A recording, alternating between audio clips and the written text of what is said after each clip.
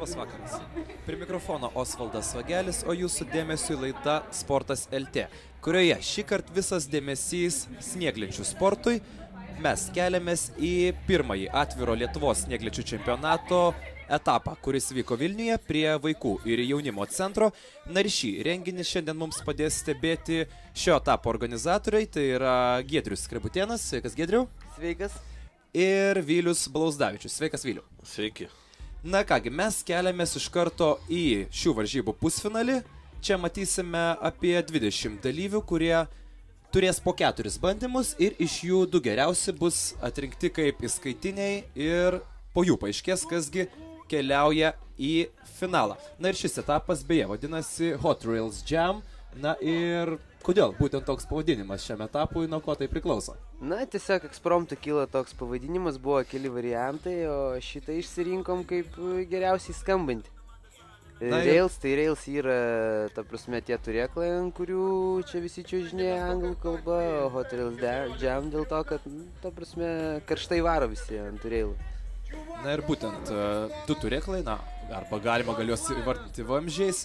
Ir, na, iš tikrųjų, mes stebime, kad dauguma dalyvių visgi rinkosi tą plokštesnį ir platesnį, tiesiai einantį vamzdį, ar dėl to, kad ant jo lengviau daryti triukus, ar... Jo, šitas vamzdis yra lengvesnis, ta prasme, jis yra tiesus, nelankstytas ir ant jo yra lengviau daryti triukus ir lengviau laikyti lygsvarą, o tas kitas vamzdis buvo šiek tiek sudėtingesnis, todėl ant jo bandė triukus mažiau sportininkų.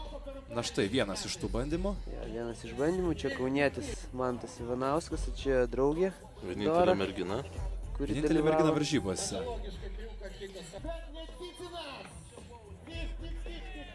Na ir štai, vadinamasis 50-50. Frontside boardslide vytas. Tai reiškia, kad, na, bandom tiesiai pereiti per visą vamzdžio ilgį, ar ne, su snieglente. Bandymas atlikti frontside boardslide su blogu nusileidimu. Na, reikia pasakyti, kad oro sąlygos taip pat nebuvo pačios palankiausios, ar ne? Šiuo metu, na, tai yra apie -5 laipsnių šalčio, bet buvo ir gana stiprus vėjas, tai turbūt irgi nedarė jokių paslaugų dalyviams. Varžybų dieną iš tikrųjų pradėjo pūsti stiprus šaltas vėjas ir kaip tik pūtė į veiksmo vietą, į aikštelę, kur vyko varžybos ir iš tikrųjų nebuvo labai šilta. Čia Aivaras Dabrauskas. Na štai, emocijos iš dalyvių, atrodo, jau sako, užteks.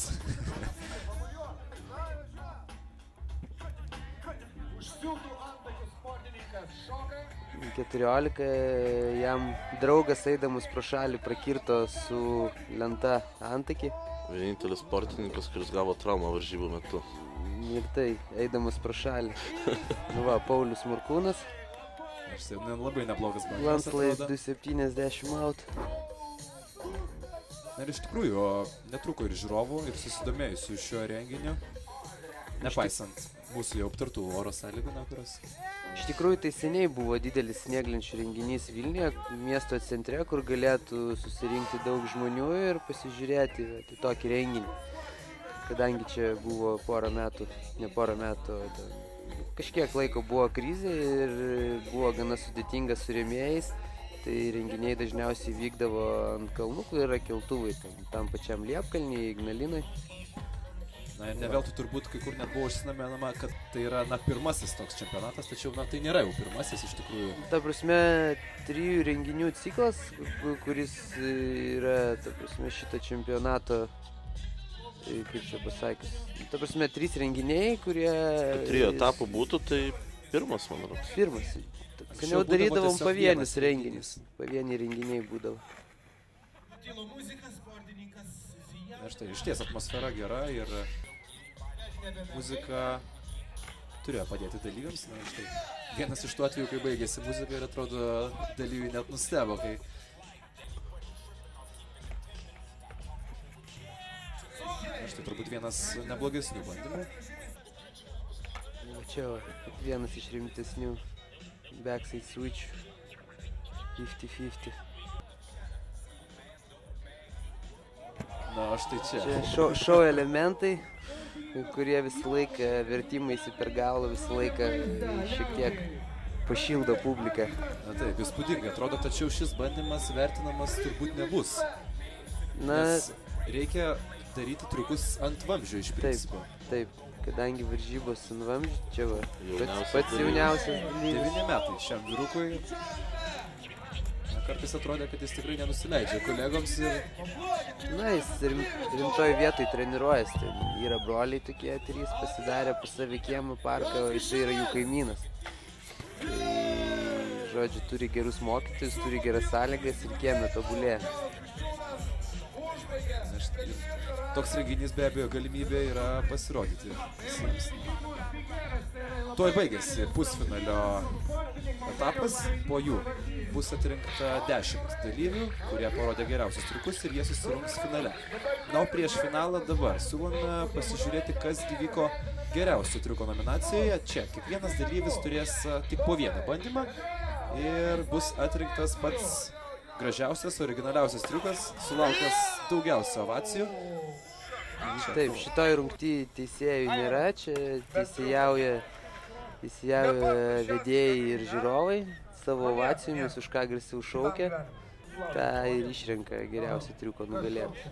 Pirmieji 2 bandymai nebuvo iki galo sėkmingi, užmojai buvo neblogi, bet pritrūko užbaigimo. Dažniausiai geriausiam triukė visi daro sudėtingus, įspūdingus triukus, kadangi turi tik vieną bandymą.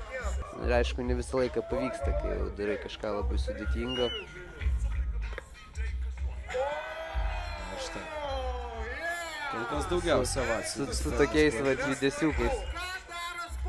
Štai atrodo pats labai patenkintas šiuo triuku. Na, reikia pasakyti, kad visgi tai jau buvo vakaras, o dalyviai triukus atlikinėjo iš principo visą dieną, tai turbūt jautėsi ir nuovargis į varžybų pabaigą. Jo, į varžybų pabaigą jau matėsi, kad kai kurie sportininkai sunkiau koncentruoja dėmesį. Ir štai dar vienas salto.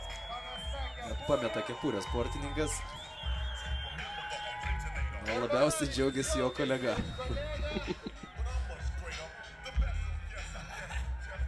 Na taip. Nesuvaidintas emocijos jūsų ekranuose. Gera nuotaika, puikios emocijos. Na tai ir svarbiausia iš principo tokiose varžybose, nes... Tokiose varžybose visą laiką būna pakili nuotaika. Visą dar nebuvo, kad būtų ten kokie susiraukę, nusiminę, nes visą laiką viskas vyksta smagiai. Na štai ir mūsų jauniausias dalyvis Timonas taip pat parodo, kad na ir jis nenori atsilikti nuo kolegų. Kad gali padaryti frontflipą ir dar su laipsniais. Na o dabar trumpas interviu ir mes kaip šiandien savijauto nesušaut?